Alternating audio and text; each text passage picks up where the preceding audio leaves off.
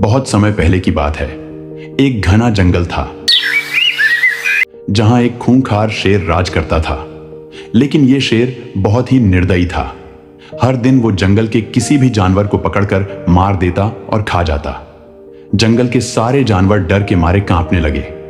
उन्होंने शेर के पास जाकर विनती की, हे जंगल के राजा, कृपया हमें हर दिन डराकर मत मारो। हम हर रोज आपके खाने के लिए खुद ही एक जानवर भेज देंगे।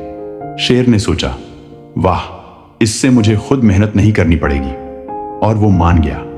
अब हर दिन एक जानवर अपनी बारी आने पर शेर के पास जाता और वो उसे खा जाता। लेकिन एक दिन बारी आई एक छोटे से खरगोश की। ये खरगोश बहुत ही चतुर था। उसने सोचा,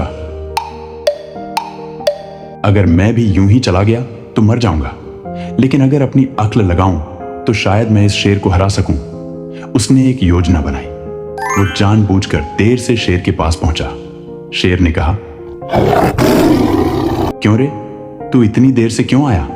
क्या तुझे मालूम नहीं कि मैं भूखा हूं? मासूम खरगोश ने कहा, महाराज, मुझे आने में देर इसलिए हुई क्योंकि रास्ते में एक और शेर ने मुझे रोक लिया। उसने कहा कि अब वही जंगल का असली राजा है। शेर गुस्से से तिलमिला उठा और कहा, कौन है वो दुस्साहसी? मुझे ले चल उसके पास। खरगोश शेर को एक गहरे कुएं के पास ले गया। खरगोश ने कुएं की ओर इशारा किया और कहा, महाराज, वो देखिए, वही शेर जो कह रहा था कि अब वही राजा है। शेर ने कुएं में झांका।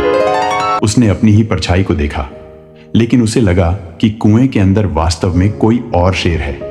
गुस्से में उसने जोर से दहाड़ मारी और कुएं में गूंज सुनाई दी। शेर को लगा कि दूसरा शेर भी उसे ललकार रहा है।